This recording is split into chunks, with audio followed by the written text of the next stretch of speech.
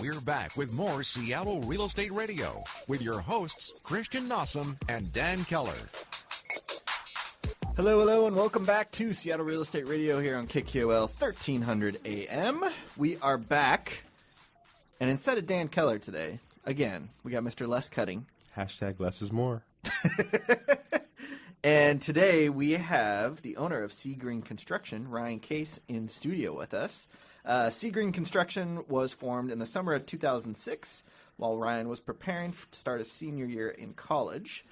He's a Seattle native, father, and mentor with Community for Youth. Ryan graduated from Seattle U in 2007 with 2 degrees because he's a smarty pants in finance and economics. He attended high school in Des Moines, where he still lives with his 3-year-old son, Spencer, and his 2 dogs. So, Ryan, thank you very much for coming in today. Thank you for coming on. Yeah. So, how are you today? Feeling a little rushed, but I'm glad to be here. It's not often I travel downtown and hang out. Yeah, especially probably not often you come on a radio show either, so it's always a little more stressful. It's the first time for everything. Well, thanks for coming on. Excellent. So, tell us a little bit about yourself, what you do as a contractor. I drive a lot. Us too. Yeah. As real estate agents, we can relate. I oversee projects and make sure that things are done the way that I want them to be done, and try to give the best direction I can when I'm not going to be on a job site for as long as I'd like to be. And I just spend a lot of time kind of orchestrating and getting things ready to go for the next day, or kind of line up materials and stuff like that. Mm-hmm. But I like to be on the job sites as much as possible. I like to wear my bags and work and get stuff done and work with the guys. And that doesn't always work out the way I'd like it to, but I really enjoy working with my hands and so building stuff. Right? Exactly. Okay, so tell us a little bit more about Sea Green. Do you guys specialize in anything in particular, or? I wouldn't say we specialize in. We're a general contractor. We're right. Full service. We do a lot of remodeling, some new construction, additions. Mm-hmm. Cabinets, molding, millworks, doors, windows. We build a lot of fences and decks, mm-hmm. and I even do some roofing, plumbing, electrical, stuff like that. I have some subs that I work with, and they do a really good job. I've worked with them for a long time. Cool. So you got a good base. I do. Good. Yeah. So we've seen a lot of your work, the fencing in particular. Amazing, outstanding. So Thank you. Talk to us about the fencing types, different types of fencing that you do. Typically, fencing is, the materials first would be wood products, cedar fencing, metal products, chain link fencing, wrought iron, stuff like that. Vinyl fencing, I'm not a big fan of it. It's not real durable. Yeah, I've seen some of that driving around, and it just, after about a year, it just starts to look like... Turn green. Yeah, it's all... cheap. Yeah. Water kind of starts to discolor it. You have to pressure wash it all the time, and if you pressure wash it too hard, the panels and boards just fly apart. Yeah. It can be kind of a mess, but wood and metal fencing are both really durable. Mm-hmm. I do a lot of both. Wood fencing has a lot more, I would say, design options. Yeah. If you're going to be designing metal fencing, then you have to weld a lot of stuff, and that can be kind of a pain, especially because metal fencing outside has to be galvanized so that it can stand up to the weather and doesn't rust. Do you guys do the welding and stuff yourself, or do you hire that out? Or we typically would hire that out if somebody wanted some custom metal work done. Most of the metal fencing that we do is chain link or some kind of fabricated stuff.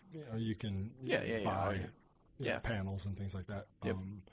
But I like doing the wood fencing. Yeah, I saw some of your work with the wood, and the one that I liked the best, it started out with real thin pieces on top, and it just progressively got thicker pieces as you went down. And I was like, that's pretty dang cool. Like, I hadn't seen that before, and I've seen a lot of fences. It was for a customer over in Magnolia, and they actually had a picture that was similar, but they came up with the idea of going from the small smaller piece to the larger. Yeah, as you on got the way lower. down. Yeah. It turned out really cool. It was really neat. Yeah. I like the way that it turned out. We built like 50 feet of fence over there, and it was $7,500, something like that, like a expensive undertaking. There are a lot of wood fencing options, even where we could do like a similar horizontal design that are a lot less expensive than that. But it's the choice of materials and using the really thin pieces of cedar. You don't want to have anything that has knots in it. Right. So it's like you have just to buy gonna all break. clear cedar. Yeah. And clear cedar is incredibly expensive, and so that, material choices drive cost and stuff like that a lot. But I am pretty proud of that one. That one was Yeah. pretty neat. Thank you. So what's your favorite piece of work that you've done? Because you had a lot of amazing pieces. What was your favorite? Or what's your favorite? Or you've done too many? No, I absolutely know the answer to that question. We worked on a project in West Seattle where a family bought a home and they weren't going to be moving in for a few months, and they had 2 really small bedrooms down in the common area, and then they wanted to remove the 2 bedrooms down there and finish that and turn that into a living space, because it was right like a big outside the rec kitchen. room or something. Right. And then they had like a living room, rec room space upstairs in the house, and they wanted to build a wall in there that had a ceiling like built above it. It had like real high, Oh, yeah, like almost vaulted cathedral ceilings. ceiling, Yeah. really high. And so we built the 2 kids' bedrooms up in that space, and then built a loft on top of it. Utilizing the cathedral ceiling. Yes, Got exactly. And it turned out the thing that we built there that I really enjoyed doing was a custom ladder that the feet would fold up and you could lean it against the wall when it wasn't in use. So flat up against the wall. Yes, and then obviously at the top of the ladder there's a gate and a railing that we built and some storage cabinets and stuff like that. But when you would fold the feet down, it would sit out in the hallway, and so the kids, they had 2 get small up kids and- that were 4 and 6 or something like that. And Yeah. the building the custom ladder and finding like the perfect angle to where it's not in the way if the kids are up there and they leave it out. But Yeah. that being able to fold the feet up and have it lean perfectly against the wall, and it was Getting just creative and trying to have fun with that. everything that we did turned out perfect, and, Right. and I think that is probably the coolest thing that is really different that I've built, because it's not very often you get an opportunity to do something that is that custom. Yeah. And they were really happy with it, and I've talked about it pretty regularly. Like, this is probably my favorite thing that I've ever done, just because it was so different and cool and neat Yeah. looking, and it turned out like flawless. Did you just come up with that yourself, that design idea? Yeah. How do you play a big role in designing all these projects? Or? A lot of times I do. I really feel like if somebody knows exactly what they want, then that makes my job easier. Yeah. But a lot of times people don't really know. They have some ideas. Yeah, they general idea, but they don't know specifics. So I will encourage people to look at images online and find pictures and stuff, things that they really think look good, and using those ideas, I'll kind of come up with some of my own and kind of intermix them. And when you're talking about colors and in a bathroom or kitchen, and cabinet colors, flooring colors, paint colors, countertop colors, like everything has to kind of coexist. And so if something really clashes, that doesn't work. That doesn't work. So if you give somebody too much freedom and they make poor decisions, I painted a house and garage pink before because somebody decided they wanted this color and they didn't paint it on first, and so we painted it, and they came home from work and we ended up painting it a different color the next day. So I do like to present some ideas, but I'm totally open to people knowing exactly what they want and really just following their train of thought. But sometimes that doesn't work out perfectly. Right. You touched on weather a bit earlier.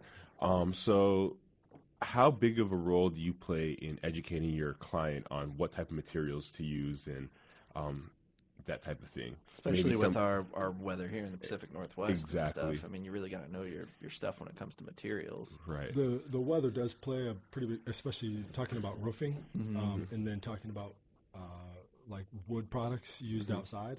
If you're going to use like a cedar decking, and you have a lot of large trees in your backyard, and there's going to be, maybe debris from the trees on the decking, and as that gets wet and the debris sits there, it can generate a slippery film on the deck, and staying away from things that could potentially rot out quicker because we do have so much moisture, and then trees and things like that, and there's nothing that's going to destroy wood faster than allowing like debris from trees and pine cones and things like that to just sit on wood and then get wet over and over and over again. It'll destroy the wood really quickly. So a lot of times in circumstances like that, I'll suggest maybe using composite material, which the stuff that they have these days is so much better than the stuff that was first present 10, 12 years ago. Yep. A lot of people will just use the term like Trex. So, Yeah, I that's like what most Trex. people call it, Yeah. even though that's just a specific brand. Yeah, they were the of- first to do it. Yeah. And even though they were the first to do it, they're not by any means the best. There's a lot of products out there where you could go to a local hardware store and pick up something that's $5 or $6 a linear foot, or you can shop around and find something that's pretty comparable for half that. Wow. So I really like to use the composite material because they do offer manufacturer's warranties, which I've had one claim against the manufacturer because the material discolored. Oh, wow. And, 'Cause I've seen it I know Lowe's had a brand about 10 years ago, and it started to warp over time. And so I saw some people being able to go back with their warranty and get the whole thing replaced. And But my experience has been that they not only give you the new comparable material, but they'll also pay for the installation of it. Which, Wow. I that's mean, huge. That tells me that they really stand behind their product. Exactly. That's insane because that's not cheap, No. especially when you start adding that up. Yeah.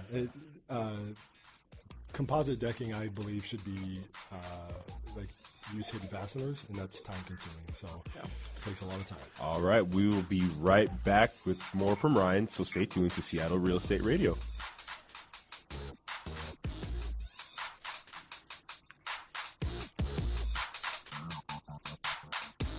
Stay tuned. There's more Seattle Real Estate Radio coming up here on Business Radio 1300 KKOL. We're back with more Seattle Real Estate Radio with your hosts, Christian Nossum and Dan Keller. Hello, and welcome back to Seattle Real Estate Radio here on KKOL 1300 AM. Once again, Dan Keller's not here, even though Mr. Announcer Guy thinks he is. You know what? We need to get like a substitute Yeah, track we do. for when I'm here. Yeah. Yeah, You're here enough, apparently, because Dan needs root canals all the time. a good point. No, he doesn't. This is only... Actually, I think this is his second one ever. Yeah. Well, I've been that's on what he- 3. No, I know. His But- second root canal. Oh, got it. So one got of it, the got it. times I was out of town, you replaced me. Yeah, And then one time Dan was speaking at a conference in like Wisconsin and stuff. right. Shannon's like, stop talking Just- about yeah. that.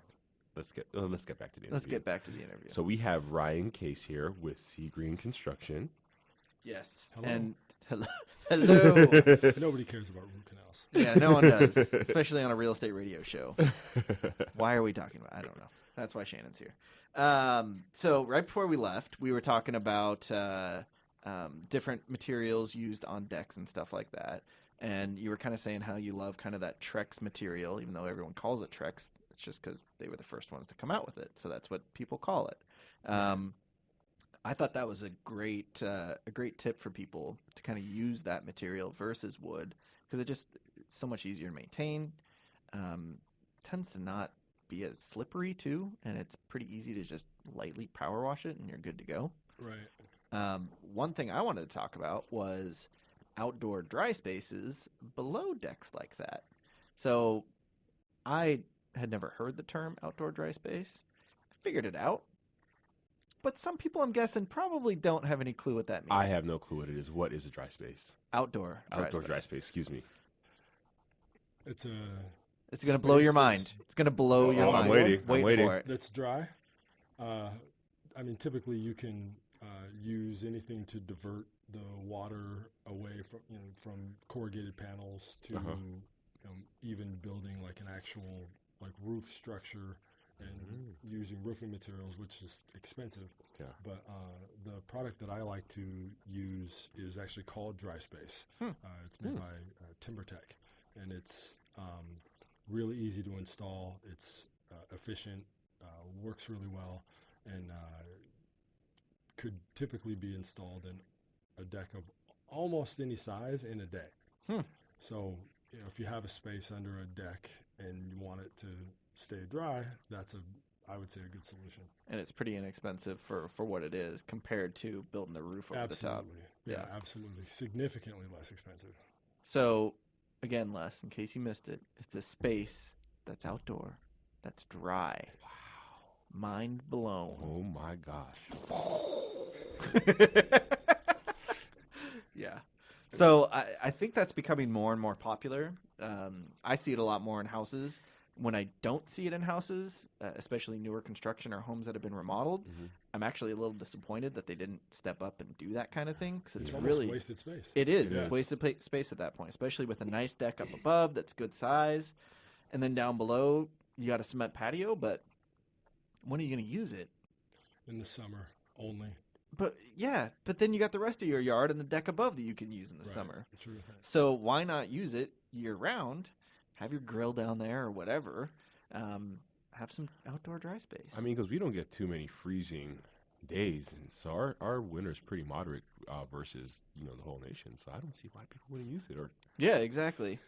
Yeah, it does offer a good solution to, I mean, even any reason that you would be outside. It's like at least it's dry. Like we deal with so much rain and wetness from even if it is summer, October we still have it. April. Yeah. So I'm glad that you kind of brought that up. Maybe I brought that up, but you told me about it. So I'm glad that we talked about that because I think it's a pretty inexpensive but very usable way for people to increase their home value, but also increase their usability of their house indoors and outdoors. So outdoor dry spaces, check them out. They're pretty cool. If you have a deck, it's a no-brainer to do it. It's not that expensive. A couple grand for most size decks, I would assume. Yeah, about right. Typically, if it were going to be a standard, maybe 12 by 16 or something like that, some of these decks that you see that are like Massive. Unbelievably massive. Yeah, well, you have to buy 2 or 3 times as much of the material. So yeah, so obviously goes for a typical deck though, a couple grand, and you're good to go. I've even done some on decks that aren't real high off the ground, maybe just 3-4 feet off the ground, and they're used strictly for storage. Oh, yeah, I've actually seen that too, where people they'll put their lawnmower underneath there, their lawn chair cushions, all that stuff. It keeps it dry. Yeah, exactly. Smart. Smart. Okay. So I know that you love doing fences, but being Seattle or the Seattle area, we have a lot of hills, a lot of challenges in terms of building a fence. What are some of the ones that people need to take into account when they're trying to figure out how much a fence is going to cost to install? I know that we have we have a lot of hills. So what are other things that people need to keep in mind? The things that I probably run into the most that make building fences difficult is digging conditions. Okay. Some areas there's just a lot of oversized large rocks in the ground, clay in the ground. Digging through clay is not ever fun. I don't use an auger. I tell the guys that work for me that digging fence post holes builds character.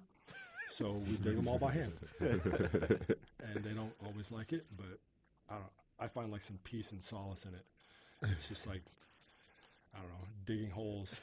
You don't have to think about it. You just work hard. Do it. It's kind of brainless, but it is, probably odd for me to say, but I enjoy it. And that's why you make your other guys do it, because you enjoy it, therefore they have to do it. I will regularly dig more holes in a fence than anyone else. Everybody else will combined. Yeah, I just, it's fun. All right. That Well, there you go. Might be a weird take on it, but Hey. Whatever floats your boat, man. some of the steeper hillsides can be difficult to navigate. Okay. Rock walls, like wanting the fence to extend over a rock wall or retaining wall from one height to the next can pose some problems. Running into maybe what else is the worst about fencing? Oh, fence lines that aren't in a straight line. Maybe something angles out and then angles back another way on a kind of an odd property line. I've had people tell me that their property lines are in one place and then find out they're actually in another. And, we have to move the fence, the whole thing, 12 inches. That's in situations like that, do you recommend that people get surveys done in order to do that? There are some circumstances where it's pretty straightforward. If you're putting a fence right back over an existing fence line, that's pretty cut and dry. Exactly. Yeah. But if there's nothing there already, like we just helped somebody buy a house up in Kenmore, and he was talking about he has a couple dogs, but there's no current fence on one side of the property. So we can only assume where the property line is. And I was like, look, you're going to probably want to talk to your neighbor, pay for a survey to be done, and make sure that you have the line correct, because you don't want to have to remove a fence line that you've already installed. A lot of times you can find property line markers in the street where they will put pins in the sidewalk when they're building places, so that can help. That's a good tip. Yeah. Then in the back, usually if there's not a stake or something back there, where they end the fence line across for the back, neighbor or something. Yeah, that would usually be pretty clear indicator. In the back. So, at times finding the property line can be difficult, but it's probably not one of the bigger things that we run into that's problematic. Tell me about permits. Are permits needed when building fences? At times, if you want to block your neighbor out completely and you want to have a fence taller than 6 feet, then you'll need a permit to do that. If you are just wanting to have a 6 foot tall solid fence that runs along your property line, you don't need a permit for that. In the front yard, they want you to have a fence that's 4 feet tall. 4 feet. It's more neighborly. So if staying away from real tall, like your box thing, if you want to go higher than that in the front, you have to have a permit as well. Well, that makes sense. Makes a lot of sense. Yeah. We just also helped another client buy a new construction house in Greenwood, and it was a beautiful, big, beautiful house. The driveway and the garage access was off the alley, and the alley was kind of shady. Not in terms of like actual shade, but the location. And they wanted to install an automatic gate. So is that something that you guys have experience with and enjoy doing? Yeah, absolutely. Automated gates the prices come down so much from what they were, 10, 15 years ago. I did not know that. You can get an automated gate system fabricated and installed for, less than $10,000 now. Wow. Where, 15, 20 years ago, it was 2, maybe 3 times that. Wow. That's awesome. Yeah, it's just this stuff is so much more readily available. There's so many companies that are building the actuators and operators that you can get something that's commercial grade, fairly low cost. I saw one of a video actually of one of the projects that you had done, and it was like crazy, like sloped down angle. That was impressive. Yeah, thank you. Yeah, it was like on a back alley, like I was just describing as well, but it was like on a hill as well going down. I was like, that's insane. How'd they do that? In North Seattle, right off of Aurora, it was a lot of planning and engineering went into it, but that was what they wanted, and they wanted to stay away from anything rolling on the ground. And so we built a cantilever gate system that required the security posts, the posts that hold the gate in place. We put about 2,200 pounds of concrete in Holy the ground cow. To offset, and we had to order a aluminum gate because it needed to be lighter weight in order for the operator to pull it back up like that. Yeah. But I would say along with the custom ladder that I built, that that project was one of my favorite things to do. That was Just 'cause impressive. It Yeah. turned out so It was well. it was pretty cool. The customers were fantastic. We loved working over there. Yeah. All right. Well, I got to play a little snippet of your commercial real quick, so hold tight. Listen to this. Admit it, there's a project you've been wanting to have completed. Maybe it's a deck, a fence, or possibly a kitchen or bathroom remodel. Now you can have it completed within days when you call Sea Green Construction. We specialize in all types of remodeling and new construction. We are licensed, bonded, and insured. Call Ryan Case, owner of Sea Green Construction, for your free estimate today at 206-859-9943. That's 206-859-9943. Or find us on the web at seagreenseattle.com. Ryan, that was awesome. Thank you. Thank you very much for coming on Thank you, and sir. sharing all your knowledge about fencing and decks and outdoor dry spaces. Woo! I'm still mind blown. I appreciate the offer. I enjoyed myself very much.